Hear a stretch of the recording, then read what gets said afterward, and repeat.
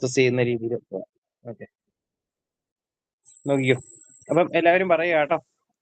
ഇതെല്ലാം previous year ചോദിച്ചിട്ടുള്ള questions ആണ്. വളരെ എന്നാ ഡീറ്റെയിൽഡ് ആയിട്ട് തന്നെ വളരെ ഇമ്പോർട്ടന്റ് ആയിട്ടുള്ള ഒരു ക്വസ്റ്റ്യൻസ് തന്നെയാണ്. ഞാൻ ഓരോ ക്വസ്റ്റ്യൻസും പറഞ്ഞു കഴിയുമ്പോഴത്തേക്ക് ഇതിന്റെ അകത്ത് എന്താണ് ഉദ്ദേശിക്കുന്നത് എന്നുള്ളതായിരുന്നു പറഞ്ഞുതരാം. ഓക്കെ, അപ്പം ഇപ്പൊ റെക്കോർഡഡ് സെഷൻ നോക്കിയിരിക്കുന്ന കുട്ടികളും കാണും, റെക്കോർഡഡ് സെഷൻസിന് വേണ്ടിയിട്ട് വെയിറ്റ് ചെയ്യുന്ന കുട്ടികളും കാണും. നിങ്ങളെയും കൂടെ ഉദ്ദേശിച്ച് തന്നെയാണ് പറയുന്നത്. എല്ലാവരും ക്വസ്റ്റ്യൻസ് കാണുക. നിങ്ങൾക്ക് പരമാവധി തന്നെ ആൻസർ ചെയ്യാനായിട്ട് ആദ്യം സാധിക്കുമെങ്കിൽ തന്നെ ഒന്ന് ആൻസർ ചെയ്ത് നോക്കുക. അതിനുശേഷം നിങ്ങളെ കറക്റ്റ് ആൻസർ കാണിക്കും. ആ ഒരു കറക്റ്റ് ആൻസറിന്റെ എക്സ്പ്ലനേഷൻ നിങ്ങൾക്ക് പറഞ്ഞു തരുന്നതായിരിക്കും. ഓക്കെ, നോക്കിയോ. The meaning of Latin term കവി ടെംപ്റ്റർ means let the seller choose, let the buyer beware, let the buyer choose, let the seller beware. ഏതാണ്?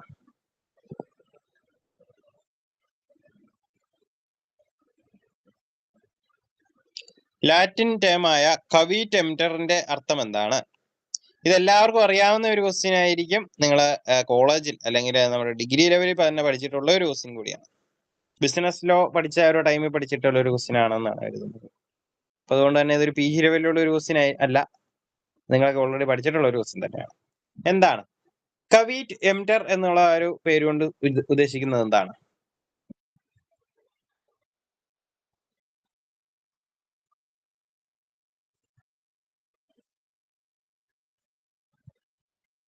എന്താണ് പറഞ്ഞോളൂ. ചാറ്റ് ബോക്സിൽ ഇടണ്ട കേട്ടോ. ചാറ്റ് ബോക്സ് നമുക്ക് ഇതിനകത്ത് ഇങ്ങനെ വിസിബിൾ അല്ല. നിങ്ങൾ ആൻസർ പറഞ്ഞാൽ മതി. Let the buyer beware. Let the buyer beware. എല്ലാവരും അത് തന്നെ ആയിരിക്കും അല്ലേ പറയുന്നത്? Let the buyer beware.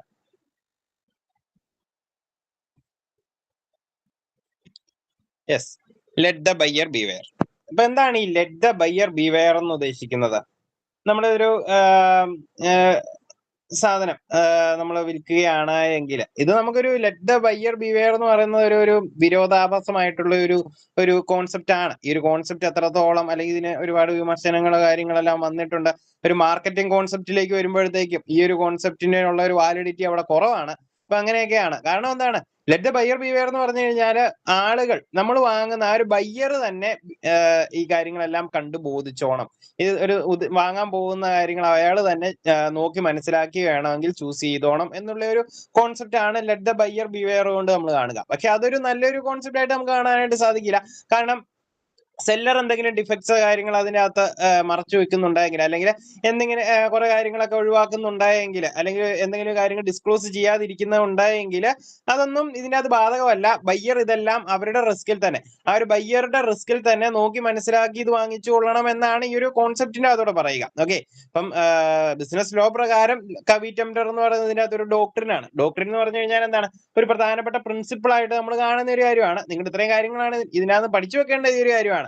അതായത് ബയ്യർ, ഈ എല്ലാ കാര്യങ്ങളിലും ബയ്യർ തന്നെ ഓൾറെഡി ചൂസ് ചെയ്യുന്നതിന് മുമ്പായിട്ട് എല്ലാ കാര്യങ്ങളും അദ്ദേഹം തന്നെ മനസ്സിലാക്കി എടുത്തോണം. അതിനുശേഷം വരുന്ന പ്രശ്നങ്ങൾക്ക്, അല്ലെങ്കിൽ ആ ഒരു പ്രൊഡക്റ്റിന് അല്ലെങ്കിൽ സർവീസിന് ഈ ഒരു കോൺട്രാക്ട് കംപ്ലീറ്റ് ചെയ്തതിന് ശേഷം, കോൺട്രാക്ട് കംപ്ലീറ്റ് ചെയ്യുക എന്ന് പറഞ്ഞു കഴിഞ്ഞാൽ എന്താണ്?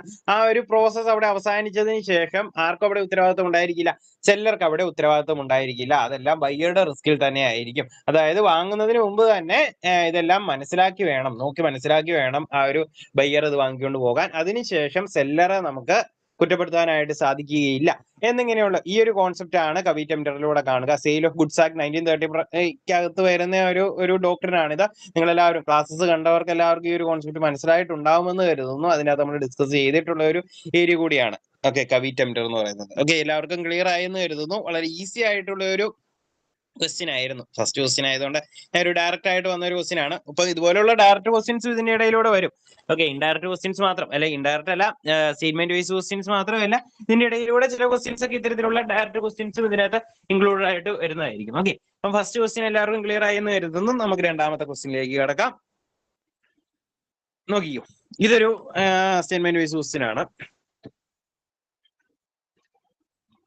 ഇത് സ്റ്റേറ്റ്മെന്റ് വൈസ് ക്വസ്റ്റ്യൻ എന്ന് പറയാനായിട്ട് പറ്റില്ല. അത് മറ്റൊരു രീതിയിൽ ഒരു മാച്ച് ദ ഫോളോയിങ്ങിന്റെയും അല്ലെങ്കിൽ ആ രീതിയിൽ കറക്റ്റ് ആയിട്ട് മാച്ച് ചെയ്തിരിക്കുന്ന പെയർ ഏതാണ് എന്നുള്ളതാണ് ഇതിനകത്ത് പറഞ്ഞിരിക്കുന്നത്. അപ്പൊ നോക്കിക്കോ, ഏതൊക്കെയാണ്? Under the following which are correctly matched. താഴെ പറയുന്നതിൽ കറക്റ്റ് ആയിട്ട് മാച്ച് ചെയ്തിട്ടുള്ള പേഴ്സ് ഏതൊക്കെയാണ് എന്നുള്ളതാണ് question. Section 148 contract of guarantee, section 172 contract of pledge, section 182 contract of bailment, section 124 contract of indemnity. ഇതിനകത്ത് ഏതൊക്കെ ക്വസ്റ്റ്യൻസ് ആണ്, അല്ല ഏതൊക്കെ പേഴ്സ് ആണ് കറക്റ്റ് ആയിട്ട് മാച്ച് ചെയ്തിട്ടുള്ളതെന്നാണ് നോക്കേണ്ടത്. ഓപ്ഷൻസ് നോക്കിക്കേ. 1 ഉള്ളി എന്ന് പറഞ്ഞാൽ ആദ്യത്തേത് മാത്രം, 2 ഉള്ളി, 2 and 4, 2 and 3, 4 ഉള്ളി. ഏതായിരിക്കും ഇതിനകത്ത് ഏതൊക്കെയാണ് കറക്റ്റ് ആയിട്ട് മാച്ച് ചെയ്തിട്ടുള്ളത്? ഇതാണ് നമ്മൾ സെക്ഷൻ പഠിക്കണമെന്ന് പറയുന്നത്. ഇതിനു മുമ്പ് ചോദിച്ചിട്ടുള്ള ഒരു ക്വസ്റ്റ്യൻ ആണിത്.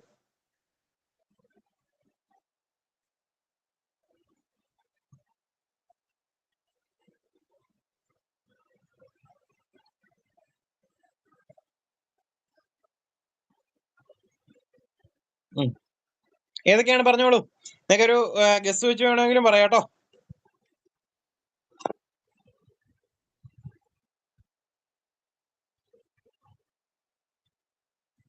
കൃത്യമായിട്ട് ചിലപ്പോൾ നിങ്ങൾക്ക് ഇതിപ്പോ ഓർക്കണമെന്നില്ല.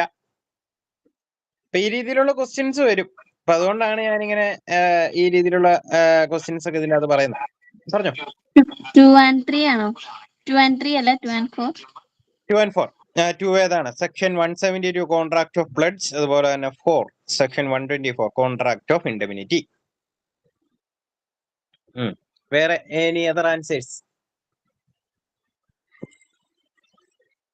ഇമ്പോർട്ടൻറ്റ് സെക്ഷൻ ആട്ടോ. സ്പെഷ്യൽ കോൺട്രാക്ട്സിന്റെ അകത്ത് വരുന്ന 4 കോൺട്രാക്റ്റുകളാണ്. നിങ്ങൾ പഠിച്ചിട്ടുണ്ടാകുമെന്ന് കരുതുന്നു, അല്ലെങ്കിൽ നോക്കിപ്പോയ ഏരിയ ആണെന്ന് കരുതുന്നു. Contract of guarantee, contract of pledge, contract of bailment, contract of indemnity. ആൻസറിലേക്ക് കിടക്കാം അല്ലെ. ആൻസർ ബി ആട്ടോ. നമ്മൾ എന്തായിരുന്നു ബിക്കകത്ത് കണ്ടത്? 2 and 4. Okay, very good. ആരാണ് ഇപ്പൊ ആൻസർ പറഞ്ഞത്? ആരാണ്?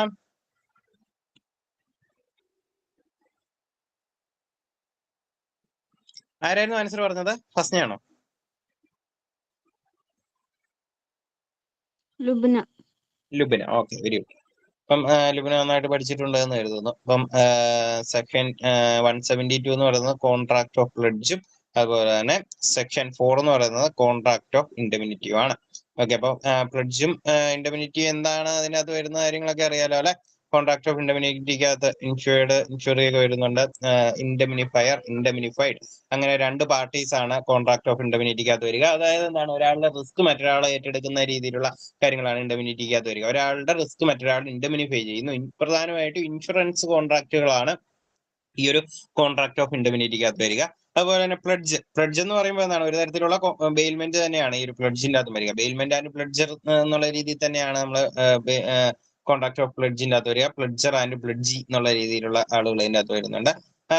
അല്ലെങ്കിൽ പോണർ ആൻഡ് പോണി ആ രീതിയിൽ നമ്മൾ അതിനകത്ത് കാണാനായിട്ട് സാധിക്കും. അപ്പൊ അതിനകത്ത് എന്താണ് ചെയ്യുന്നത്, ഒരാള് അവരുടെ വസ്തുവകള് മറ്റൊരാൾക്ക് കൊടുക്കുന്നു, ഒരു സെക്യൂരിറ്റി ആയിട്ട് അല്ലെങ്കിൽ ഈടായിട്ട് സൂക്ഷിക്കുന്നതിന് വേണ്ടിയിട്ട് മറ്റൊരാൾക്ക് കൊടുക്കുന്നു. അപ്പൊ അതിന്മേലുള്ള ഒരു പണം മറ്റൊരാൾ കൊടുക്കുന്നു. അല്ലെങ്കിൽ ഒരു നമ്മളൊക്കെ സാധാരണ ലോണുകളൊക്കെ എടുക്കാറുണ്ടല്ലേ, ഇത്തരത്തിലൊക്കെ നമ്മുടെ സ്ഥലം അല്ലെങ്കിൽ മറ്റ് അസറ്റുകൾ കാര്യങ്ങളൊക്കെ ഈട് വെച്ചതിന് ശേഷം, സ്വർണ്ണമൊക്കെ ഈട് വെച്ചതിന് ശേഷം നമ്മൾ എന്താണ് ലോൺ എടുക്കാറുണ്ട് അല്ലെ. അപ്പൊ അവിടെ എന്താണ്, ഒരു വസ്തു ഉണ്ടായിരിക്കും. നമ്മുടെ ഒരു വസ്തു മറ്റൊരാൾക്ക് കൊടുക്കുകയാണ് ചെയ്യുന്നത്.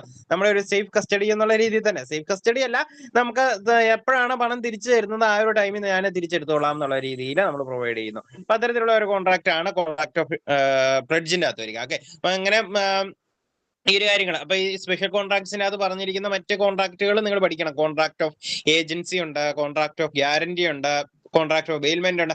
അങ്ങനെ പലതരത്തിലുള്ള കോൺട്രാക്റ്റുകൾ അതിനകത്ത് വരുന്നുണ്ട്. അപ്പൊ ആ ഒരു സ്പെഷ്യൽ കോൺട്രാക്ട്സ് നിങ്ങൾ പഠിക്കേണ്ടതാണ്. അതിന്റെ ആ ഒരു സെക്ഷൻസ്, അതിന്റെ അത് ഓരോന്നിനകത്തും ഇൻവോൾവ് ആയിട്ടുള്ള പാർട്ടീസ് ആരൊക്കെയാണ്, അവരുടെ റൈറ്റ്സ് ആൻഡ് ഡ്യൂട്ടീസ് എന്തൊക്കെയാണ്, എന്നിങ്ങനെയുള്ള കാര്യങ്ങളൊക്കെ അതിനകത്ത് നിങ്ങൾ പഠിച്ചു വെക്കേണ്ടതായിട്ടുണ്ട്. അപ്പൊ ഇത്തരത്തിലുള്ള ക്വസ്റ്റ്യൻസ് അതിനകത്ത് ചോദിക്കും. മാച്ച് ദ ഫോളോയിങ് ആയിട്ടുള്ള രീതിയിലൊക്കെ ചോദ്യങ്ങൾ ചോദിക്കാനായിട്ട് സാധ്യതയുണ്ട്. അപ്പൊ അത് നിങ്ങൾ നന്നായിട്ട് പഠിച്ചു വെക്കണം. ഇമ്പോർട്ടന്റ് ആയിട്ടുള്ള ഏരിയ തന്നെയാണ്. ഓക്കെ, അപ്പൊ ഈ ഒരു ക്വസ്റ്റ്യൻ എല്ലാവർക്കും ക്ലിയർ ആയി എന്ന് കരുതുന്നു. നമുക്ക് അടുത്ത ക്വസ്റ്റ്യനിലേക്ക് കിടക്കാം.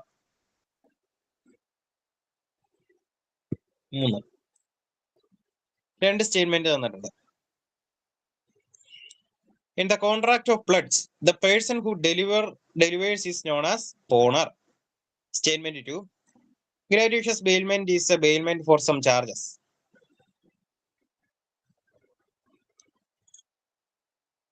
അപ്പം 4 ഓപ്ഷൻസ് ആണ് ഇതിനകത്ത് തന്നേക്കുന്നത്. 2 സ്റ്റേറ്റ്മെന്റ് വന്നിട്ടുണ്ട്, അതിന് വേണ്ടിയിട്ട് 4 ഓപ്ഷൻസും തന്നിട്ടുണ്ട്. ഏതൊക്കെ ഓപ്ഷൻസ് ആണ് ഇതിനകത്ത് കറക്റ്റ് ആയിട്ടുള്ളത് എന്നാണ് നോക്കേണ്ടത്. അല്ലെങ്കിൽ ഈ ഒരു സ്റ്റേറ്റ്മെന്റിന്റെ അകത്ത് ഏതൊക്കെ സ്റ്റേറ്റ്മെന്റുകൾ കറക്റ്റ് ആയിട്ട് ഉള്ള സ്റ്റേറ്റ്മെന്റുകൾ ഉണ്ടായെന്നാണ് നോക്കേണ്ടത്. അപ്പൊ statement 1 only correct, statement 2 only correct, both the statements are correct, both the statements are incorrect. ഏതായിരിക്കും? Statement 1 only correct. Statement 1 only correct. ആരാണ് പറഞ്ഞത്? ജുമാന. ജുമാന പറയുന്നു സ്റ്റേറ്റ്മെന്റ് 1 only correct ആണ്. In the contract of pledge, the person who delivers is known as owner. And the person who accepts is known as pony. ആ ഒരു പേരുകൾ നിങ്ങൾ അതിനകത്ത് നോക്കി വെച്ചോ. അടുത്തയാള് അല്ല, എല്ലാവരും ഇത് തന്നെയാണ് പറയുന്നത്.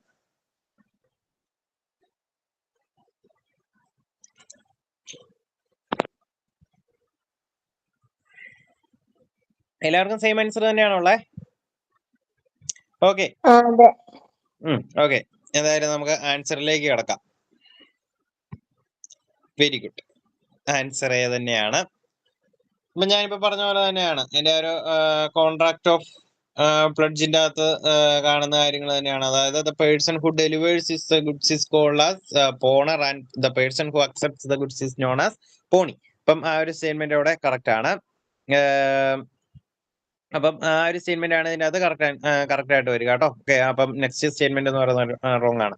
ഗ്രാറ്റുവിഷ്യസ് bailment is bailment for some charges. Okay, അപ്പം 2 തരത്തിലുള്ള ബെയിൽമെന്റുകളിന്റെ അകത്ത് തന്നെ പലതായിട്ട് നമ്മളവിടെ ക്ലാസിഫിക്കേഷൻ വരുന്നുണ്ട്. ഗ്രാറ്റുവിഷ്യസ് ബെയിൽമെന്റ് ഉണ്ട്, നോൺ ഗ്രാറ്റുവിഷ്യസ് ബെയിൽമെന്റ് ഉണ്ട്. അപ്പൊ ആ ഒരു ബെയിൽമെന്റിന്റെ ആ ഒരു ക്ലാസിഫിക്കേഷൻ നിങ്ങൾ പഠിച്ച് ഓരോന്നിൻ്റെതായിട്ട് നിങ്ങൾ പഠിച്ചു വെക്കേണ്ടതായിട്ടുണ്ട്.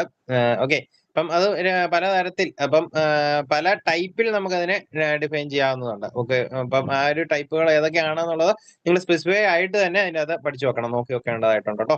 അതുപോലെ തന്നെ ഞാൻ ഇതിനകത്ത് നിങ്ങൾക്ക് എന്തെങ്കിലും ഡൗട്ട്സ് കാര്യങ്ങളുണ്ടെങ്കിൽ നിങ്ങൾ കൃത്യമായിട്ട് ചോദിക്കുകയും ചെയ്യണം കേട്ടോ. ഒരാൾ മാത്രം കണ്ട് എന്നോട് ഡൗട്ട് ചോദിച്ചിട്ടുള്ളൂ. ഇപ്പം ഈ ഒരു ലീഗൽ ആസ്പെക്ട് ഓഫ് ബിസിനസിന്റെ അതൊന്നും വരുന്ന ഒരു ഡൗട്ട് ചോദിച്ചിട്ടുള്ളൂ. ബാക്കി ആരും തന്നെ ഡൗട്ട് ചോദിക്കുന്നില്ല. ഞാൻ ഓൾറെഡി നിങ്ങളുടെ ഗ്രൂപ്പിലുള്ള ഓക്കെ, ഞാൻ ഇടയ്ക്ക് നിങ്ങൾക്ക് മെസ്സേജ് ഒക്കെ വല്ലപ്പോഴും ഒക്കെ ഇടാറുണ്ട്. അധികം ഞാൻ മെസ്സേജ് അങ്ങനെ ഇടാറില്ല, എങ്കിലും എന്റെ നമ്പർ നിങ്ങൾക്ക് എല്ലാവർക്കും ഉണ്ടായെന്ന് കരുതുന്നു. അപ്പൊ അതിന്റെ അന്ന് നിങ്ങൾക്ക് എന്തെങ്കിലും ഡൗട്ട്സ് കാര്യങ്ങൾ ഉണ്ടായെങ്കിൽ ക്ലാസ് ഒക്കെ കണ്ടതിന് ശേഷം എന്തെങ്കിലും ഡൗട്ട്സ് കാര്യങ്ങൾ ഉണ്ടായെങ്കിൽ നിങ്ങൾക്ക് ചോദിക്കാവുന്നതാണ് കേട്ടോ. ഓക്കെ, ഡൗട്ട്സുകളൊക്കെ ക്ലിയർ ചെയ്ത് പോകണം. ഇനി അധികം ടൈമൊന്നും ഇല്ല. സെപ്റ്റംബർ, ഒക്ടോബർ, നവംബർ, ഡിസംബർ എന്ന് പറഞ്ഞാൽ പെട്ടെന്ന് പോകും. 4 മാസം പെട്ടെന്ന് പോകും. അപ്പം ആ ഒരു ടൈമിനുള്ളിൽ നിങ്ങൾ പഠിച്ചെടുക്കേണ്ടതായിട്ടുണ്ട്. ഓക്കെ, ഒരു കാര്യം പ്രത്യേകം ശ്രദ്ധിക്കുക. അടുത്ത ക്വസ്റ്റ്യൻ, ഇതൊരു സെക്ഷൻ ആണ്. In which section of Indian contracts act agency of estoppel defined? ഏത് സെക്ഷനിലാണ് ഏജൻസി ഓഫ് എസ്റ്റോപ്പൽ നമ്മൾ കാണുക?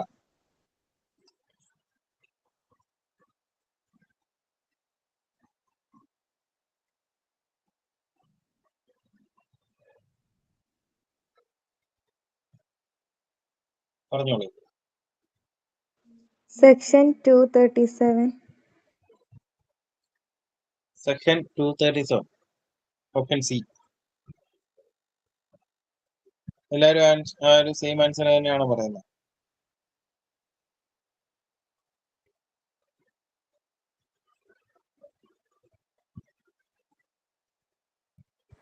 Section 237.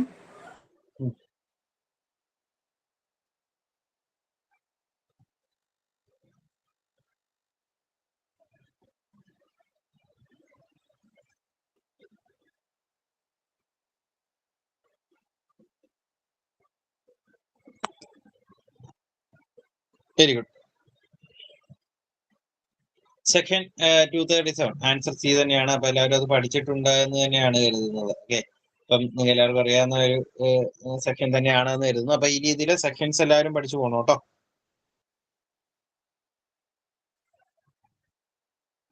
അതെന്താണ് ഈ ഒരു സെക്ഷൻ, അല്ല ഏജൻസി ഓഫ് എക്സ്റ്റോപ്പലിന്റെ അത് നമ്മൾ കാണുക?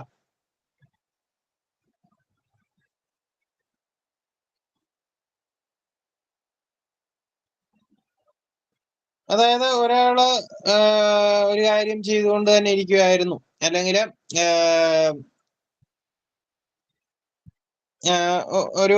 ഒരാള് ഇപ്പൊ ഒരു എക്സാമ്പിൾ പറയുകയാണെങ്കിൽ ഒരു ഏജന്റിന് വേണ്ടി അല്ല പ്രിൻസിപ്പളിന് വേണ്ടിയിട്ട് ഇപ്പം കോൺട്രാക്ട് ഓഫ് ഏജൻസിക്കകത്ത് ആരൊക്കെ വരുന്നുണ്ട്? പ്രിൻസിപ്പൾ വരുന്നുണ്ട്, അതുപോലെ തന്നെ ഏജന്റ് വരുന്നുണ്ട് അല്ലെ, പിന്നെ ഒരു തേർഡ് പാർട്ടിയും വരുന്നുണ്ട്. അപ്പൊ അതിന്റെ അകത്ത് പ്രിൻസിപ്പളിന് വേണ്ടിയിട്ട് ഒരാൾ കണ്ടിന്യൂസ് ആയിട്ട് ഇങ്ങനെ ഒരാൾ കാര്യങ്ങൾ ചെയ്തുകൊണ്ടിരിക്കുവായിരുന്നു. മറ്റു കാര്യങ്ങളൊന്നും പറയുന്നില്ല. ഏജന്റ് അല്ല പ്രിൻസിപ്പൾ ഇന്നയാൾ എന്റെ ഏജന്റ് ആണെന്നോ അല്ലെങ്കിൽ നിങ്ങൾ ഇന്ന കാര്യങ്ങൾ ചെയ്തു കൊടുക്കണമെന്നോ അങ്ങനെയുള്ള കാര്യങ്ങളൊന്നും ചെയ്തു കൊടുക്കുന്നില്ല. പക്ഷെ അദ്ദേഹം ഇങ്ങനെ ആക്ട് ചെയ്തുകൊണ്ടിരിക്കുവാണ്, ഏജന്റിന് വേണ്ടിയിട്ട് ഇങ്ങനെ ഒരു കാര്യം ചെയ്തുകൊണ്ടിരിക്കുവാണ്, അല്ലെങ്കിൽ ഏജന്റിന് വേണ്ടിയിട്ട് അല്ലെങ്കിൽ ഏജന്റിന് അല്ല പ്രിൻസിപ്പളിന് കിട്ടേണ്ട കാര്യങ്ങളെല്ലാം ഈ ഒരു ഏജന്റ് കരസ്ഥമാക്കിക്കൊണ്ടിരിക്കുവായിരുന്നു. അല്ലെങ്കിൽ ഉദാഹരണത്തിന് ഒരു ലെറ്റർ പോസ്റ്റ്മാൻ ഇങ്ങനെ ലെറ്റർ ഡെലിവറി ചെയ്യുവാണ്. ഇപ്പം പ്രിൻസിപ്പളിന്റെ ലെറ്റർ ഇയാളായിരുന്നു ഇങ്ങനെ മേടിച്ചുകൊണ്ട് ഇങ്ങനെ ഇരിക്കുവായിരുന്നു. അങ്ങനെ വരുമ്പോഴത്തേക്കും എന്താണ്, അതായത് പ്രിൻസിപ്പൾ ഇദ്ദേഹത്തെ ഇങ്ങനെ ചുമതലപ്പെടുത്തിയിട്ടോ അങ്ങനെയുള്ള കാര്യങ്ങളൊന്നും ഇല്ല. പക്ഷേ പ്രിൻസിപ്പളിന് വരുന്ന ആ ഒരു ലെറ്റർ ഈ ഒരു ഏജന്റ് തന്നെ ഇങ്ങനെ വാങ്ങിക്കൊണ്ടിരിക്കുവായിരുന്നു എന്ന് കരുതുക. പെട്ടെന്ന് ഒരു ദിവസം നമുക്ക് അദ്ദേഹത്തിന് ഡിനേ ചെയ്യാനായിട്ട് സാധിക്കില്ല. നമുക്ക് ആ ഒരു അദ്ദേഹത്തെ അങ്ങോട്ട് ഒഴിവാക്കാനായിട്ട് സാധിക്കില്ല. പെട്ടെന്ന് ഒരു ദിവസത്തേക്ക് നീ ഒരു ഇദ്ദേഹത്തിന്റെ ഏജന്റ് അല്ല, അല്ലെങ്കിൽ നിനക്ക് ഇത് വാങ്ങാനായിട്ട് പറ്റുകയില്ല എന്നുള്ള രീതിയിൽ നമുക്ക് അദ്ദേഹത്തെ എന്ത് ചെയ്യാനായിട്ട് സാധിക്കില്ല? ഡിനേ ചെയ്യാനായിട്ട് സാധിക്കില്ല. നമുക്ക് ഇങ്ങനെ ഒരു അദ്ദേഹത്തിന്റെ ആക്ടിനെ നമുക്ക് ഡിനേ ചെയ്യാനായിട്ട് സാധിക്കില്ല. അദ്ദേഹം ഇങ്ങനെ കണ്ടിന്യൂസ് ആയിട്ട് ഒരു സർവീസ് അല്ലെങ്കിൽ ഒരു കാര്യം ഇങ്ങനെ ചെയ്തുകൊണ്ടിരിപ്പുണ്ട്, ആ ഒരു ഏജന്റ് അങ്ങനെ ചെയ്തുകൊണ്ടിരിപ്പുണ്ടായെങ്കിൽ അദ്ദേഹം നമുക്കത് കണ്ടിന്യൂ ചെയ്യണം. അതായത് ഒരു ഏജൻസി എസ്റ്റോപ്പൽ വഴി അദ്ദേഹം എന്താണ്, അദ്ദേഹത്തിന്റെ ഏജന്റ് തന്നെയാണ്, പ്രിൻസിപ്പളിന്റെ ഏജന്റ് തന്നെയാണ്. ഒരു വാക്കാലോ അല്ലെങ്കിൽ എഴുത്താലോ ചിലപ്പോൾ അദ്ദേഹം ഏജന്റ് ആണ് എന്നുള്ള രീതിയിൽ എഴുതി കൊടുത്തിട്ടുണ്ടൊന്നും ഇല്ലായിരിക്കാം. പക്ഷെ എന്താണ്, അദ്ദേഹം ഏജന്റ് തന്നെയാണ്. ആ ഒരു ആക്ട് കൊണ്ട് അല്ലെങ്കിൽ അദ്ദേഹത്തിന്റെ പ്രവൃത്തി കൊണ്ട് അദ്ദേഹം ഏജന്റ് തന്നെയാണ്. അതുകൊണ്ട് അദ്ദേഹത്തിന് ലഭിക്കേണ്ട അല്ലെങ്കിൽ അദ്ദേഹം ചെയ്തുകൊണ്ടിരിക്കുന്ന ആ ഒരു പ്രവൃത്തിയിൽ നിന്ന് നമുക്ക് അദ്ദേഹത്തെ എന്ത് ചെയ്യാനായിട്ട് സാധിക്കില്ല? ഡിനേ ചെയ്യാനായിട്ട് സാധിക്കുകയില്ല. അതാണ് ഈ ഒരു ഏജൻസി ഓഫ് എസ്റ്റോപ്പലിന്റെ അകത്ത് നമ്മൾ കാണുക. അങ്ങനെ പലതരത്തിലുള്ള ഏജൻസി ഉണ്ട് കേട്ടോ. ഇപ്പൊ ഏജൻസിയെ പറ്റി, ടൈപ്സ് ഓഫ് ഏജൻസിയെ പറ്റിയൊക്കെ നമ്മൾ ഡിസ്കസ് ചെയ്തിട്ടുണ്ട്, ക്ലാസ്സിൽ ഡിസ്കസ് ചെയ്തിട്ടുണ്ട്. അപ്പൊ നിങ്ങളത് എന്റെ ഒരു ക്ലാസ് ഒക്കെ നിങ്ങൾ നോക്കുക കേട്ടോ. ഓക്കെ, ഇപ്പൊ ഏജൻസി ഓഫ് എസ്റ്റോപ്പൽ നിങ്ങൾക്ക് മനസ്സിലായില്ലേ?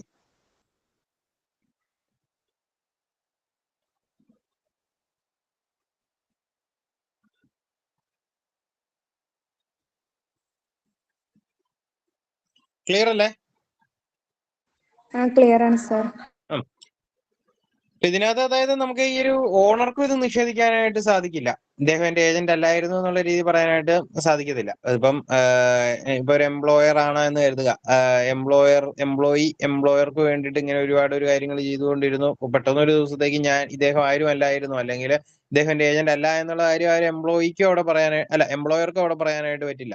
ഇപ്പൊ ഇദ്ദേഹം ചെയ്തിട്ടുള്ള കാര്യങ്ങൾക്ക് ആരായിരിക്കും ഉത്തരവാദി? എപ്പോഴും ഓണർ തന്നെ അല്ലെങ്കിൽ ആ ഒരു പ്രിൻസിപ്പൾ തന്നെ ആയിരിക്കും അവിടെ ഉത്തരവാദിയായിട്ട് വരിക. ഓക്കെ, പെട്ടെന്ന് ഇദ്ദേഹം എന്റെ ഏജന്റ് അല്ല, ഞാൻ ഇദ്ദേഹത്തോട് ഇങ്ങനെ പറഞ്ഞിട്ടില്ല എന്നുള്ള കാര്യവും പറയാനായിട്ട് പറ്റില്ല. കണ്ടിന്യൂസ് ആയിട്ട് ഒരു കാര്യം ഇദ്ദേഹം ചെയ്തുകൊണ്ടിരുന്നിട്ടുണ്ടായെങ്കിൽ അദ്ദേഹം തന്നെയായിരിക്കും അവിടെ agent.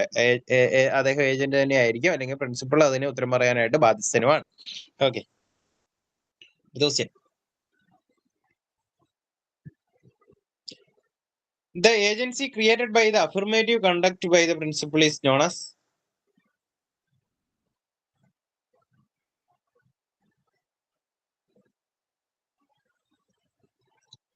agency by implied agreement, agency by estoppel, agency by holding out, agency by necessity. പ്രിൻസിപ്പളിന്റെ അഫർമേറ്റീവ് കണ്ടക്ട് വഴി ക്രിയേറ്റ് ചെയ്യപ്പെടുന്ന ഏജൻസി ഏതാണ് എന്നുള്ളതാണ് ക്വസ്റ്റ്യൻ. ഏതായിരിക്കും?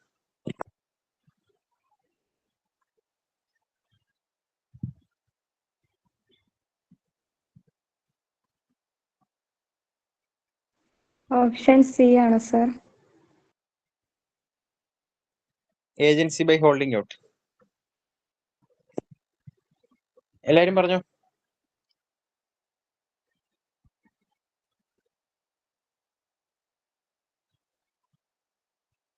ഏജൻസി ബൈ ഹോൾഡിംഗ് ഔട്ട് ആണോ? എല്ലാവരും സെയിം ആൻസർ തന്നെയാണ് പറയുന്നത്?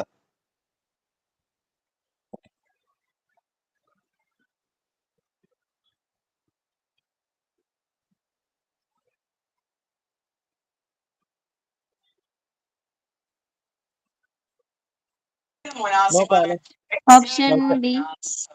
Option B, agency by എസ്റ്റോപ്പലോ?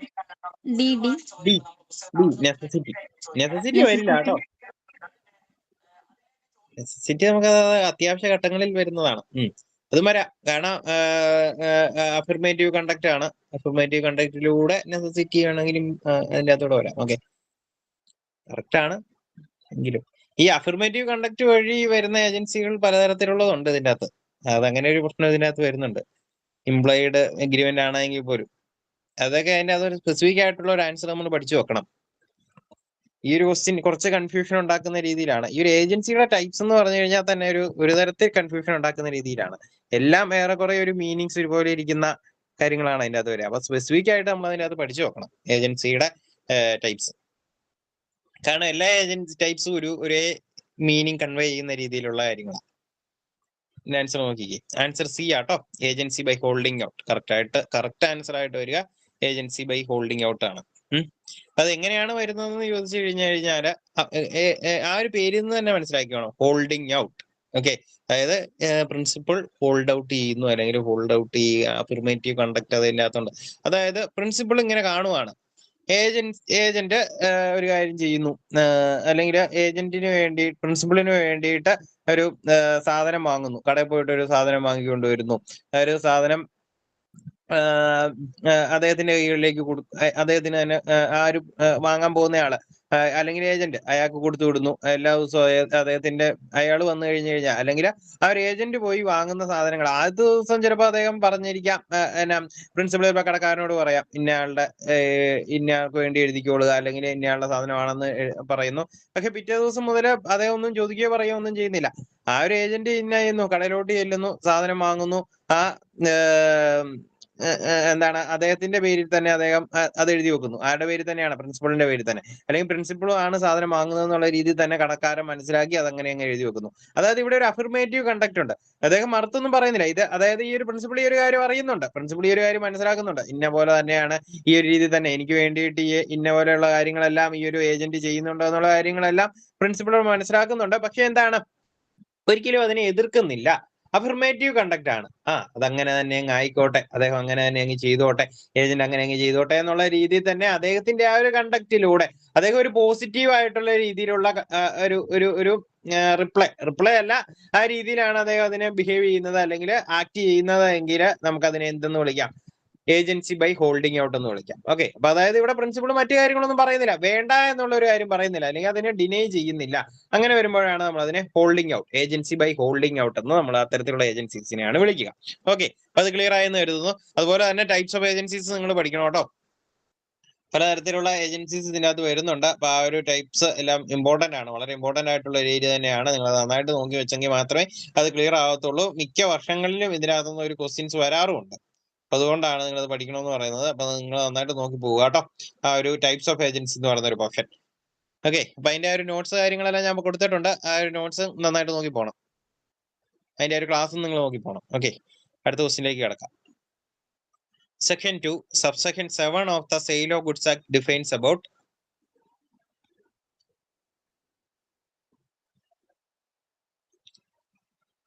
Section 2, subsection 7 of Sale of Goods Act. Sale of Goods Act നിങ്ങൾ പഠിച്ചിട്ടില്ലേ? 1930 Sale of Goods Act. Option B. Option B goods. എല്ലാവരും അത് തന്നെയാണ് പറയുന്നത്.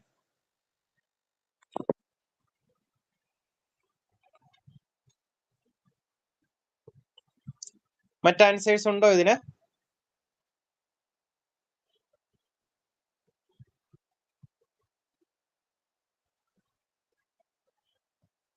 ഇനി എത്ര ആൻസേഴ്സ്? എല്ലാരും പറഞ്ഞേ, 3 പേരുണ്ടല്ലോ. നിങ്ങൾ ഇതിനകത്ത് മടിക്കരുത് കേട്ടോ, കാരണം ആൻസേഴ്സ് കൃത്യം നിങ്ങൾ പറഞ്ഞു പോകണം. ഇതിനകത്ത് തെറ്റിപ്പോയി കഴിഞ്ഞു കഴിഞ്ഞാലും വലിയ പ്രശ്നങ്ങളൊന്നുമില്ല. കാരണം എന്താണ്, UGC നെറ്റ് എക്സാമിനേഷന്റെ ഒരു നമുക്ക് ഏറ്റവും വലിയൊരു അഡ്വാൻറ്റേജ് ആയിട്ട് നമുക്ക് കാണാൻ പറ്റുന്ന ഒരു കാര്യമാണ് നെഗറ്റീവ് മാർക്ക് സിസ്റ്റം ഇല്ല. നമുക്ക് ഏത് ആൻസർ വേണമെങ്കിലും ആൻസർ ചെയ്യാം. അപ്പൊ അങ്ങനെ ശരിയായിട്ടുള്ള ഒരുപാട് ആൻസേഴ്സ് ഉണ്ട്. അപ്പൊ ഞാനൊക്കെ എക്സാം എഴുതിയപ്പോഴും എന്റെയൊക്കെ ഒരുപാട് ക്വസ്റ്റ്യൻസ് അങ്ങനെ ശരിയായിട്ടുണ്ട്. അപ്പം അങ്ങനെയൊക്കെ ഭാഗ്യത്തിന്റെ ഒരു ലക്കിന്റെ കളികൾ കൂടി ഇതിന്റെ അകത്ത് വരുന്നുണ്ട്. അപ്പൊ നമുക്ക് പ്രോപ്പറായിട്ട് യൂട്ടിലൈസ് ചെയ്യാനായിട്ട് സാധിക്കണമെങ്കിൽ നമ്മൾ നേരത്തെ തന്നെ ഈ രീതി പ്രാക്ടീസ് ചെയ്തുകൊണ്ടിരിക്കണം. എല്ലാവരും ഓപ്ഷൻ ബി ആണ് പറയുന്നത്. ചിലപ്പോൾ നിങ്ങൾ എല്ലാ സെക്ഷൻസും ഇപ്പോഴും നോക്കിയിട്ടൊന്നും ഇല്ലായിരിക്കാം, അത് കുഴപ്പമൊന്നുമില്ല, നോക്കാം. Very good.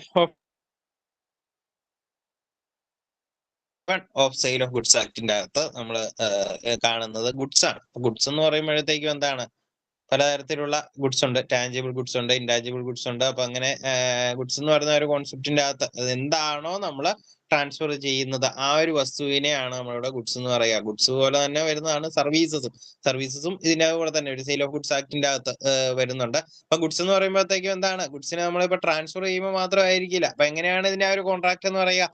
പ്രോമിസ് ടു ട്രാൻസ്ഫറും വരുന്നുണ്ട്. അതായത് നമുക്ക് പിന്നീട് ഞാൻ ട്രാൻസ്ഫർ ചെയ്തു കൊള്ളാം, ഇന്ന ഡേറ്റിൽ ഞാനിവിടെ ട്രാൻസ്ഫർ ചെയ്തു കൊള്ളാം എന്നുള്ള തരത്തിൽ ഉണ്ടാക്കുന്ന എഗ്രിമെന്റ് ഈ ഒരു സെയിലിന്റെ അകത്ത് തന്നെ വരുന്നതാണ്. അപ്പൊ അതിന്റെ അകത്ത് എന്താണ് ആ ഒരു സബ്ജക്ട് മാറ്റർ? ആ ഒരു സബ്ജക്ട് മാറ്ററിനെയാണ് നമ്മളിവിടെ ഗുഡ്സ് എന്ന് വിളിക്കുക. അപ്പൊ നമ്മളൊരു പേനയാണ് വിൽക്കുന്നത് എങ്കിൽ എന്തായിരിക്കും അവിടെ ഗുഡ്സ് ആയിട്ട് നമ്മൾ നോക്കുക?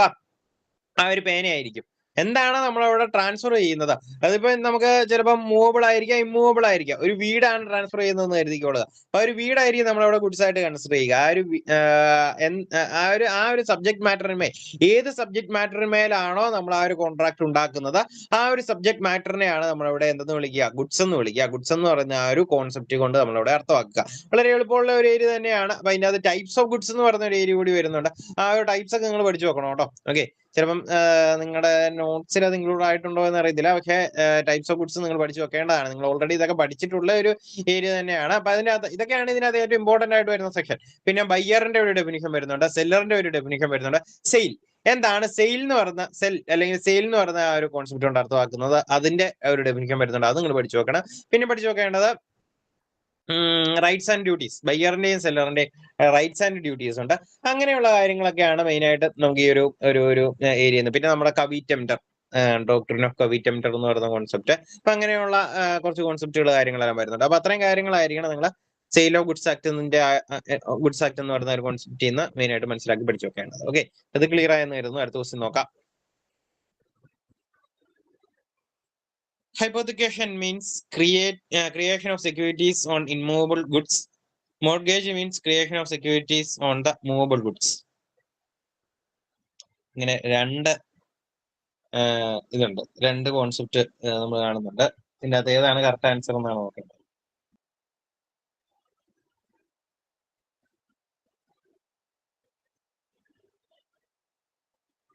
ഏതായിരിക്കും? ബോത്ത് സ്റ്റേറ്റ്മെന്റ്സ് ആർ കറക്റ്റ് ആണോ? സ്റ്റേറ്റ്മെന്റ് 1 only കറക്റ്റ് ആണോ? ബോത്ത് സ്റ്റേറ്റ്മെന്റ്സ് ആർ ഇൻകറക്റ്റ് ആണോ? സ്റ്റേറ്റ്മെന്റ് 2 only കറക്റ്റ് ആണോ?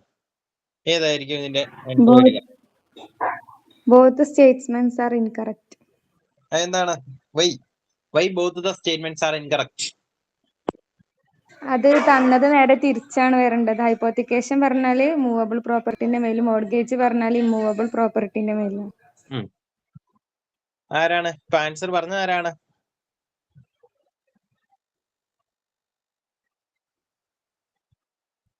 പറഞ്ഞു.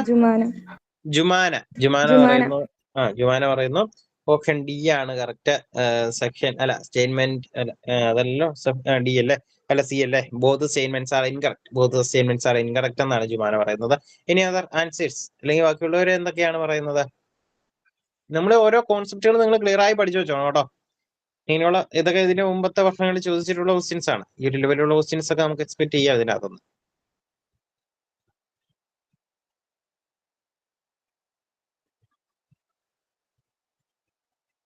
അതേഴ്സ് എല്ലാവരും ഇത് തന്നെയാണ് പറയുന്നത് ആണെങ്കിലും പറഞ്ഞു. ഞാൻ സെയിം ആൻസർ തന്നെയാണ് പറയുന്നതെങ്കിലും പറഞ്ഞു. 3 പേരുള്ളതുകൊണ്ടാട്ടോ ഞാനിങ്ങനെ ചോദിക്കുന്നത് ഓരോരുത്തരോടും. കുറെ പേരുണ്ടായിരുന്നെങ്കിൽ നമുക്ക് അങ്ങനെ എല്ലാവരും ചോദിക്കാനായിട്ടുള്ള time കിട്ടില്ലായിരുന്നു.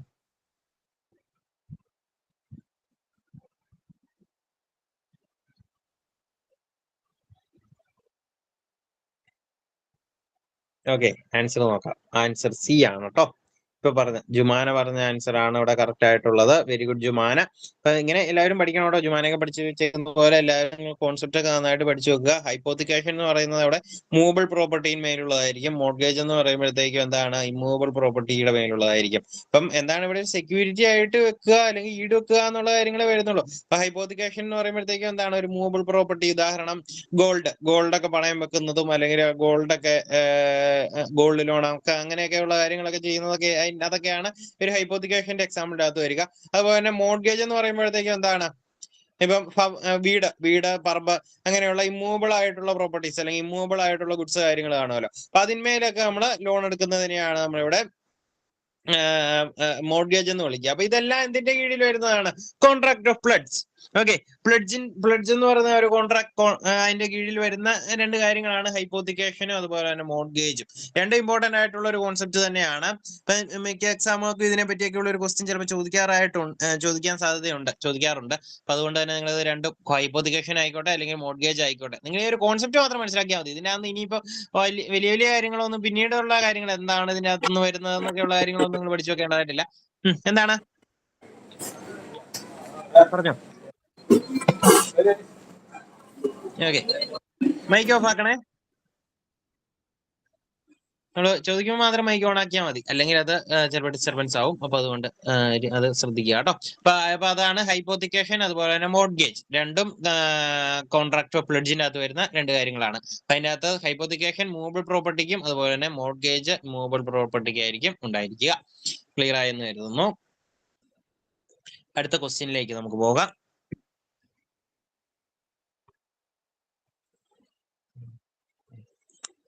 Section 124 of Indian Contracts Act defines on.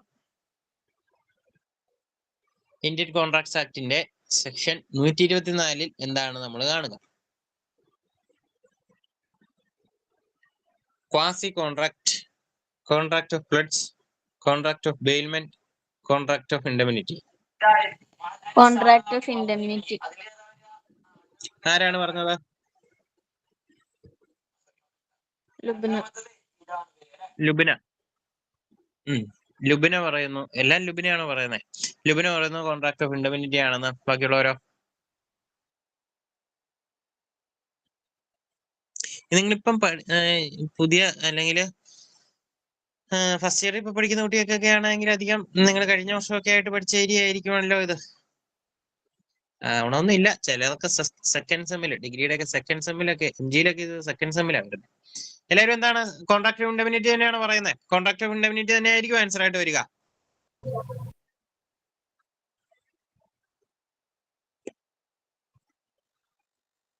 നോക്കാം അല്ലെ? എല്ലാവരും ആൻസേഴ്സ് ഒക്കെ പറയണേ. Yes, contract of indemnity. ഇപ്പം കോൺട്രാക്ട് ഓഫ് ഇൻഡെമിനിറ്റിക്കകത്ത് നമ്മൾ എന്താണ് കാണുക? നമ്മൾ ആദ്യം പറഞ്ഞ ആദ്യത്തെ ക്വസ്റ്റിൻ്റെ അകത്ത് നമ്മൾ ഈ ഒരു സംഭവം കണ്ടതാണ്. അവിടെ ഇൻഡെമിനിഫയർ ഉണ്ടായിരിക്കും, ഇൻഡെമിനിഫൈഡ് ഉണ്ടായിരിക്കും. മെയിൻ ആയിട്ട് ഒരാളുടെ റിസ്ക് മറ്റൊരാളെ ഏറ്റെടുക്കുന്ന ആ ഒരു പ്രോസസ്സാണ് ഒരു ഇൻഡെമിനിറ്റിക്കകത്ത് വരിക. പ്രധാനമായിട്ടും ഒരാളുടെ റിസ്ക് മറ്റൊരാൾ ഇൻഡെമിനിഫൈ ചെയ്യുന്നു. മെയിൻ ആയിട്ട് ഇൻഷുറൻസ് കോൺട്രാക്ട് ഏറ്റവും ബെസ്റ്റ് എക്സാമ്പിൾ ആയിട്ട് നമുക്ക് ഇതിനകത്ത് കാണാൻ പറ്റുന്നത് ഇൻഷുറൻസ് കോൺട്രാക്ട്സ് ആണ്. ഇൻഷുറൻസ് കോൺട്രാക്ട്സിൽ എന്താണ് സംഭവിക്കുന്നത്? ഒരാളുടെ റിസ്ക് മറ്റൊരാൾ ഏറ്റെടുക്കുകയല്ലേ ചെയ്യുന്നത്. ഒരു പാർട്ടിയുടെ റിസ്ക് മറ്റൊരു പാർട്ടി ഏറ്റെടുക്കുന്നു. നമ്മുടെ റിസ്ക് ഇൻഷുറൻസ് കമ്പനി ഏറ്റെടുക്കുന്നു. അന്ന് ആ ഒരു റിസ്ക് ഉണ്ടായി കഴിഞ്ഞു കഴിഞ്ഞാൽ അല്ലെങ്കിൽ ലോസ് ഉണ്ടായി കഴിഞ്ഞു കഴിഞ്ഞാൽ ആ ഒരു ലോസിന്മേലുള്ള ആ ഒരു എമൗണ്ട് അവിടെ ഇൻഡെമിനിഫൈ ചെയ്യുന്ന ഒരു സിസ്റ്റമാണ് കോൺട്രാക്ട് ഓഫ് ഇൻഡെമിനിറ്റിക്കകത്ത് വരുന്നത്. അവിടെ ഇൻഡെമിനിഫയർ ഉണ്ടായിരിക്കും, ഇൻഡെമിനിഫൈഡ് ഉണ്ടായിരിക്കും. അങ്ങനെ രണ്ട് പാർട്ടീസ് ആണ് ഇതിനകത്ത് ഇൻവോൾവ് ആയിട്ട് വരുന്നത്. ഓക്കെ, ക്ലിയർ അല്ലേ? ഞങ്ങൾക്ക് മനസ്സിലായിട്ടുണ്ട് എന്ന് കരുതുന്നു. ആർക്കും ഡൗട്ട്സ് ഒന്നും ഇല്ലല്ലോ? ഈ ഒരു ഏരിയാസ് ഒക്കെ ഇമ്പോർട്ടന്റ് ആണ്. അടുത്തത്, sale of goods act came into existence on. ഇത് എളുപ്പമാണ്, എല്ലാവർക്കും പറയാൻ പറ്റുന്ന ഒരു ക്വസ്റ്റ്യൻ ആണ്. എന്നാണ് സെയിൽ ഓഫ് ഗുഡ്സ് ആക്ട് നിലവിൽ വന്നത്?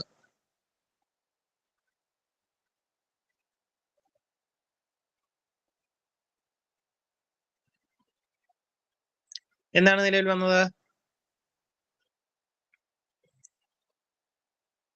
First July 1930. First July 1930.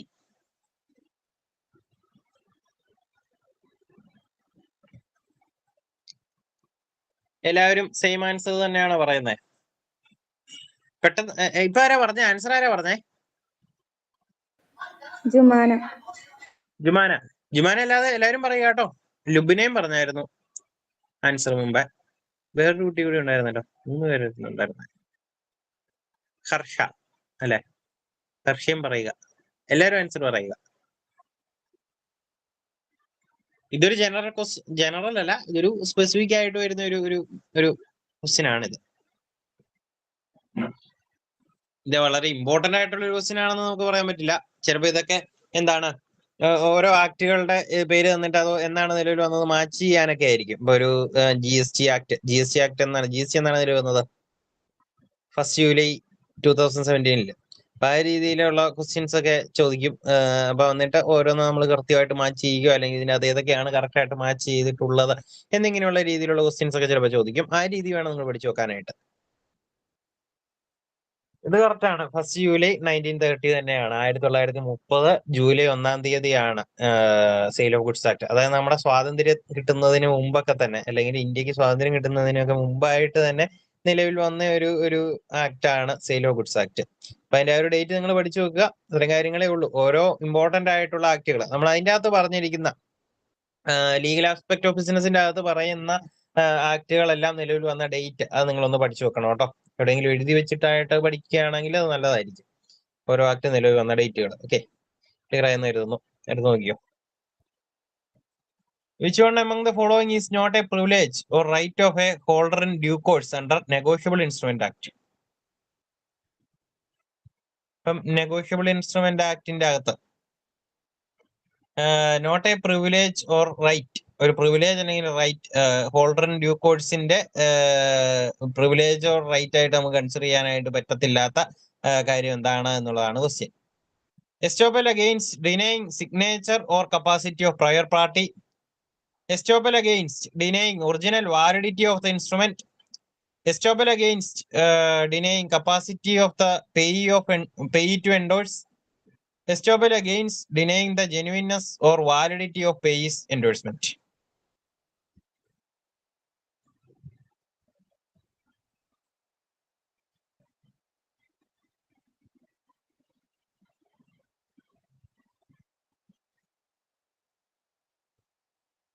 ഏതായിരിക്കും?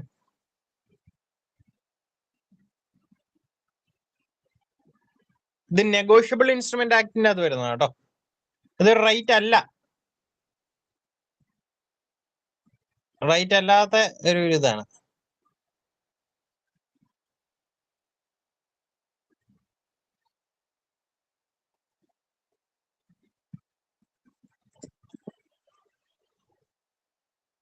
നോക്കിയേ, അറിയുന്നതിന് ആൻസർ പറഞ്ഞു.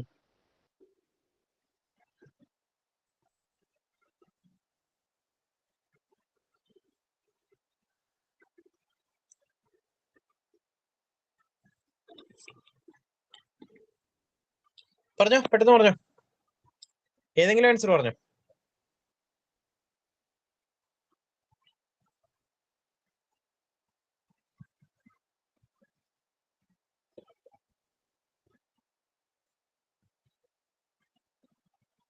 ആരും പറയുന്നില്ലേ? ജുമാന, ലുബിന, ഹർഷ കേൾക്കുന്നുണ്ടല്ലോ അല്ലെ?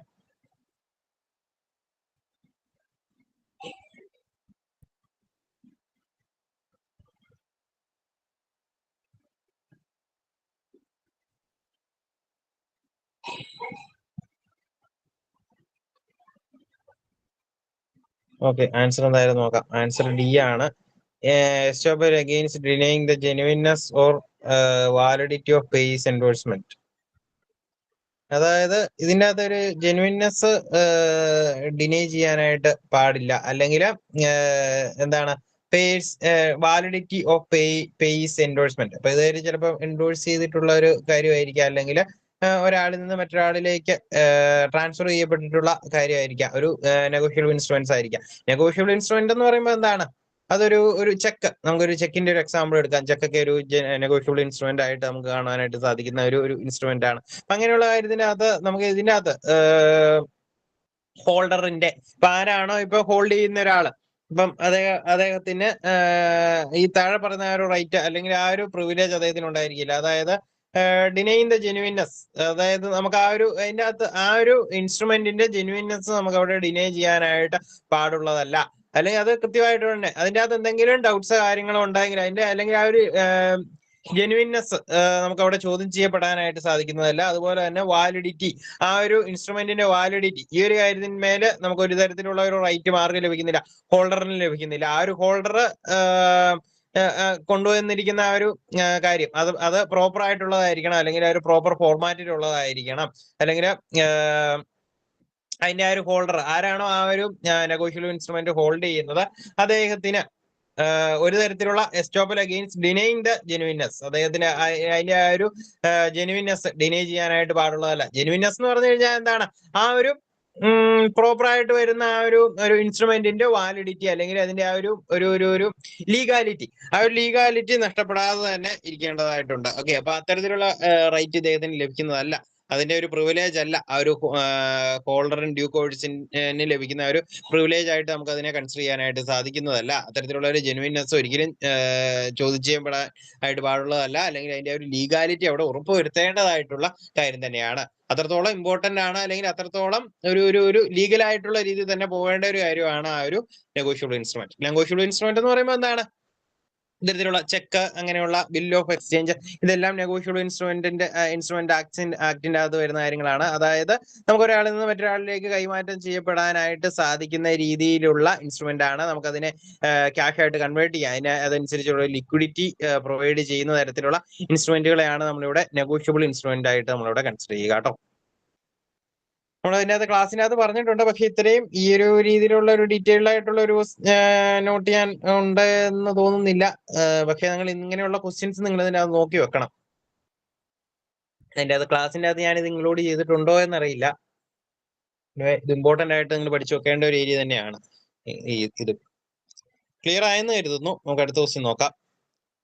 ആർക്കെങ്കിലും ഡൗട്ട്സ് ഉണ്ടെങ്കിൽ ചോദിക്കണം കേട്ടോ. Which of the following issues are addressed by the IT Act 2000? 2000 IT ആക്ടിന്റെ അകത്ത് ഏതൊക്കെ കാര്യങ്ങൾ വരുന്നുണ്ട് എന്നുള്ളതാണ് question. Legal recognition of electronic documents, redressal of grievances, offences and contraventions, dispute settlements, justice dispensation system for cyber crimes. A, C and D only, C, D and E only, B, D and E only, A, C and E only. ഏതാണ്?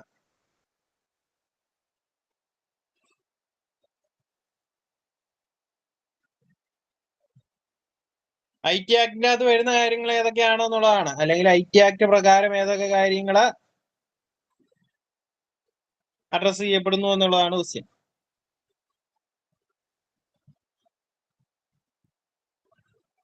പറഞ്ഞേ.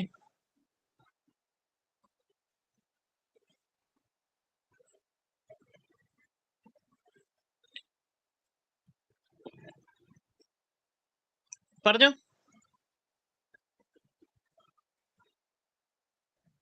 A, C and D ഉള്ളിയാണോ, അതോ C, D and E ഉള്ളിയാണോ, B, D and E ഉള്ളിയാണോ, അതോ A, C and E ഉള്ളിയാണോ? നിങ്ങൾക്ക് എന്താണ് തോന്നുന്നത്?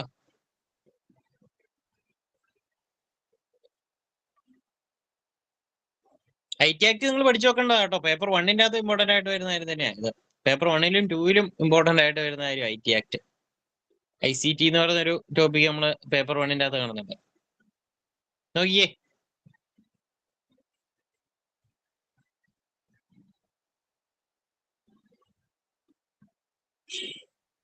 Hello, കേൾക്കാൻ പറ്റുന്നില്ലേ?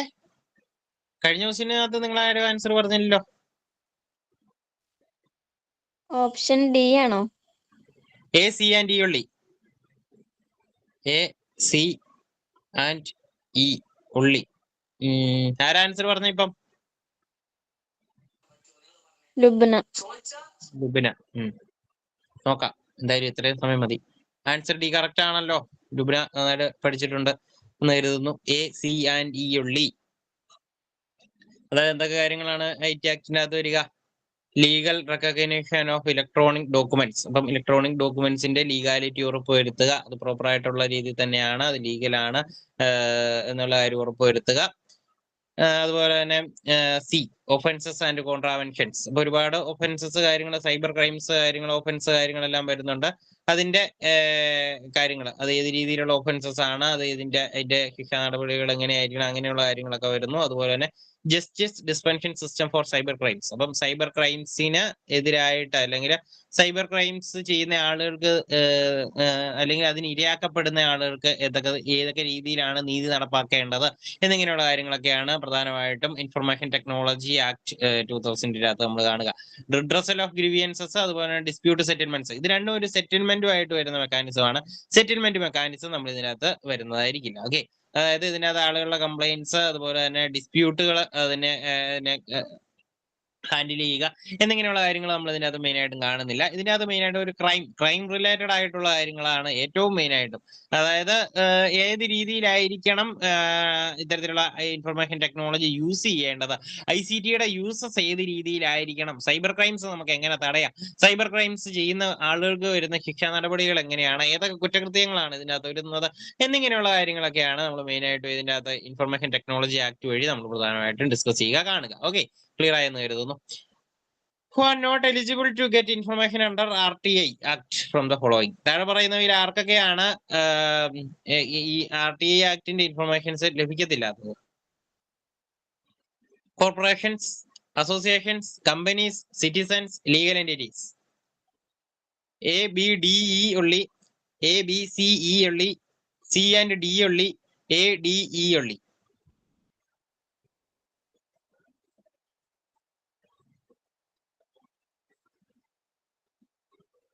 താഴെ പറയുന്നവയിൽ ആർക്കാണ് കിട്ടത്തില്ലാത്തതെന്നുള്ളതാണ്.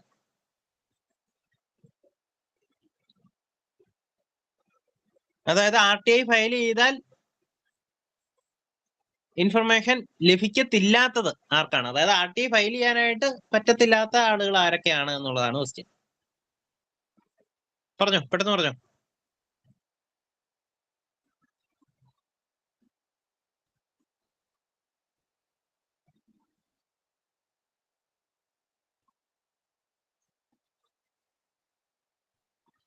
വേഗം പറഞ്ഞോളൂ കേട്ടോ.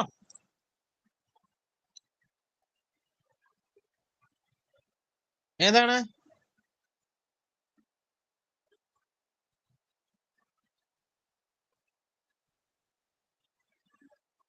നോക്കാം. ആൻസർ ബി ആണ്. ABCE ഉള്ളി. ആരൊക്കെയാണ് അതിൻ്റെ അത് ABCEക്കകത്ത് വരിക?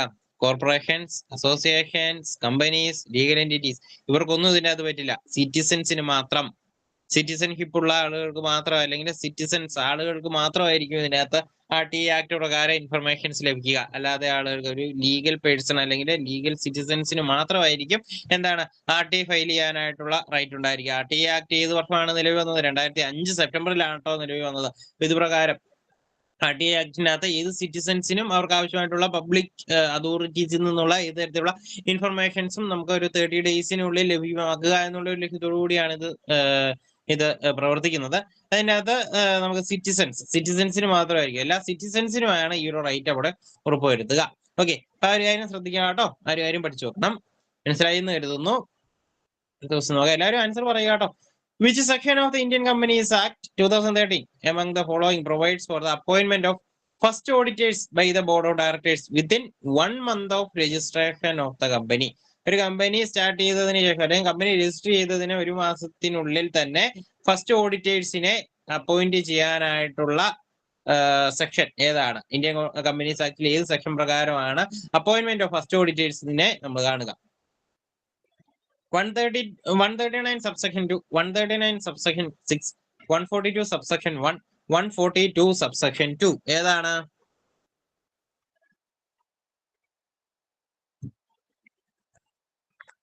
അപ്പോയിന്റ്മെന്റ് ഓഫ് ഫസ്റ്റ് ഓഡിറ്റേഴ്സ് ഏത് സെക്ഷനിലാണ് നമ്മൾ കാണുക? 139 subsection 6. ബി. ആരാണ് പറഞ്ഞത്? ഹർഷ. Harsha, very good. ഹർഷ എന്തായാലും ഒരു ആൻസർ പറഞ്ഞു ആദ്യമായിട്ട്. ഇതുവരെ പുറത്തായിരുന്നു, ഇപ്പോഴാ വീട്ടിലെത്തിയത്. ഹർഷ ട്രാവലിംഗ് ആയിരുന്നു പറഞ്ഞായിരുന്നു അല്ലേ? ശരിയാണ്. ബാക്കിയുള്ളവരെന്താ പറയുന്നേ?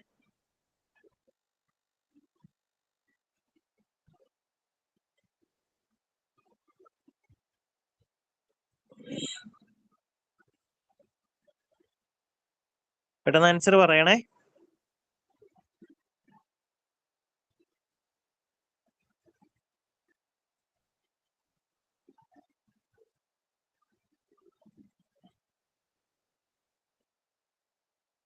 Very good. ഹർഷ പറഞ്ഞ ആൻസർ വളരെ കറക്റ്റ് ആണ്.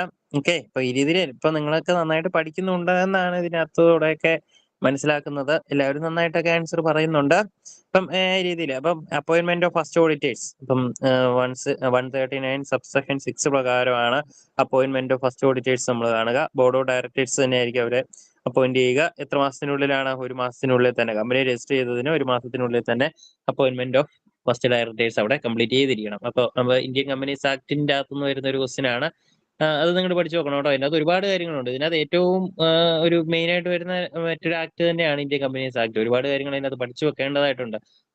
ഫോർമേഷൻ ഓഫ് ദ കമ്പനി, അതുപോലെ തന്നെ എന്താണ് meetings, general meetings, dissolution of the company, അങ്ങനെ പലതരത്തിലുള്ള ടോപ്പിക്കുകൾ തന്നെ അതിൻ്റെ അകത്ത് തന്നെ വരുന്നുണ്ട്. അപ്പോൾ ആ ഒരു ഏരിയാസ് എല്ലാം പഠിച്ചു വെക്കേണ്ടതായിട്ടുണ്ട്. മാനേജ്മെന്റ്, കമ്പനി മാനേജ്മെന്റ്, ഇങ്ങനെയുള്ള ഒരുപാട് ഇമ്പോർട്ടന്റ് ഏരിയാസ് അതിൻ്റെ അകത്ത് വരുന്നുണ്ട്. ആ ഏരിയാസ് എല്ലാം നിങ്ങൾ പഠിച്ചു വെക്കുക കേട്ടോ. ഓക്കെ, അതിനകത്ത് പറയുന്ന സെക്ഷൻസും പഠിച്ചു വെക്കാം. ഒരുപാട് സെക്ഷൻസ് ഉണ്ട്. ഇമ്പോർട്ടന്റ് ആയിട്ടുള്ള സെക്ഷൻസ് പഠിച്ചു വെച്ചാൽ മതി. ഇപ്പൊ എല്ലാം നിങ്ങൾക്ക് സെക്ഷൻസ് ഒന്നും പഠിച്ചു വെക്കാൻ പറ്റുന്നില്ല എങ്കിൽ പരമാവധി പറ്റുന്ന അത്രയൊക്കെ പഠിച്ചു വെക്കുക. ഈച്ച് ആൻഡ് എവരി ഏരിയാസ് ഒക്കെ ചിലപ്പോൾ കവർ ചെയ്യാനായിട്ട് പറ്റിയെന്നും ചിലപ്പം വരില്ല. ഒരുപാട് ടോപ്പിക് ഉള്ളതുകൊണ്ട് തന്നെ പരമാവധി നിങ്ങൾക്ക് പറ്റുന്ന പോലെ നിങ്ങൾ പഠിച്ചു വെക്കുക. അതുപോലെ തന്നെ ഇതുപോലുള്ള ക്വസ്റ്റ്യൻസ് ഒക്കെ ഒരുപാട് അറ്റൻഡ് ചെയ്ത് നോക്കുമ്പോഴത്തേക്കും കുറെ ക്വസ്റ്റ്യൻസ് ഒക്കെ നിങ്ങൾക്ക് കിട്ടും. അതുകൊണ്ട് തന്നെ ഇനിയുള്ള ദിവസങ്ങളിൽ നന്നായിട്ട് ഇങ്ങനെയുള്ള കാര്യങ്ങൾ നോക്കി നോക്കി പോയാൽ മതി. ഓക്കെ, അങ്ങനത്തേക്കും ഇമ്പോർട്ടന്റ് ആയിട്ട് നിങ്ങൾ പഠിച്ചു വെക്കേണ്ടത് ഏതൊക്കെയാണെന്നുള്ള കാര്യം നിങ്ങൾക്ക് മനസ്സിലാവും. Which one of the following is not valid as per Limited Liability Partnership Act 2008? LLP act പ്രകാരം വാലിഡ് അല്ലാത്ത സ്റ്റേറ്റ്മെന്റ് ഏതാണ്? LLP shall maintain its books of accounts on double entry system and on cash or accrual basis. LLP shall prepare a statement of account and solvency for each financial year. Every LLP shall file an annual return with the registrar of companies. Every LLP is a separate legal entity independent of its partners. താഴെ പറയുന്നവര് അല്ലെങ്കിൽ ഈ ഒരു സ്റ്റേറ്റ്മെന്റിൽ ഏതാണ് തെറ്റായിട്ടുള്ളത് അല്ലെങ്കിൽ valid അല്ലാത്തത് ഏതാണ് എന്നുള്ളതാണ് question. ഏതാണ്?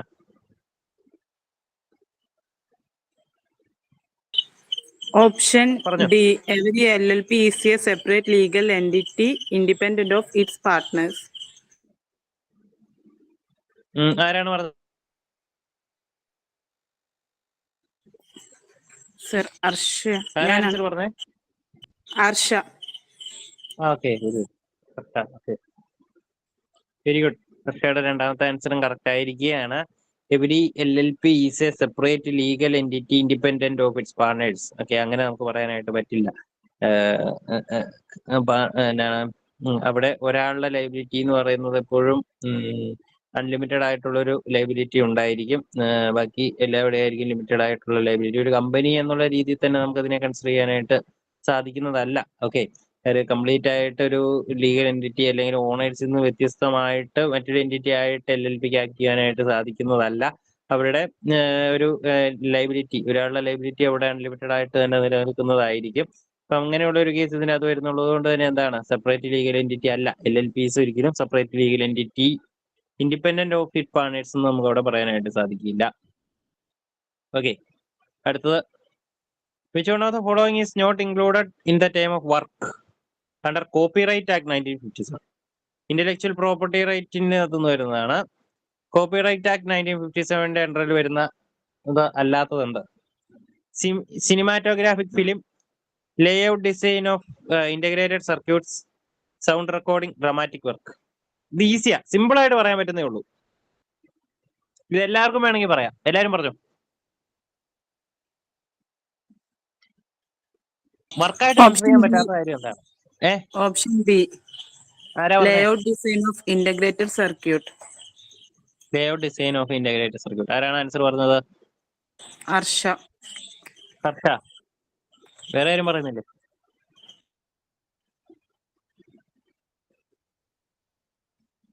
ബാക്കിയുള്ളവരും പറഞ്ഞോട്ടോ.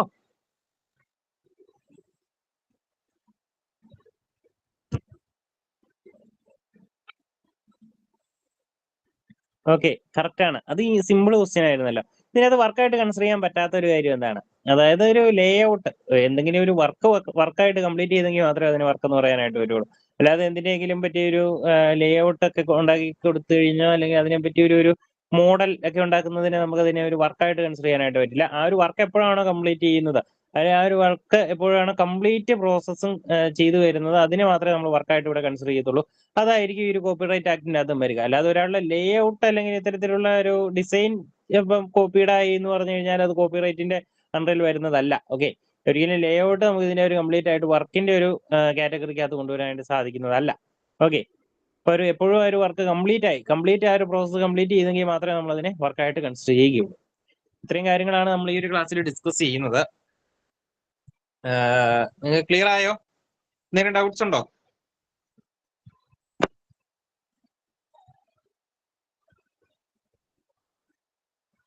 ഹർഷ, ലുബിന, ജുമാന?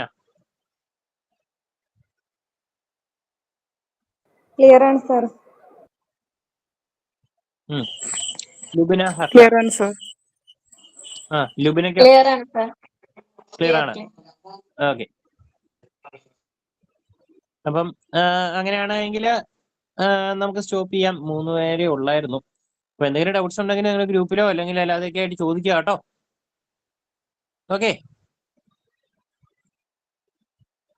സ്റ്റോപ്പ് ചെയ്താലോ? അടുത്ത ക്ലാസ്സിൽ നമുക്ക് കാണാം. എല്ലാവരും നന്നായിട്ട് നോട്ട്സ് നോക്കി പോവുക. ഡൗട്ട്സ് ഉണ്ടെങ്കിൽ ചോദിക്കുകയും ചെയ്യുക.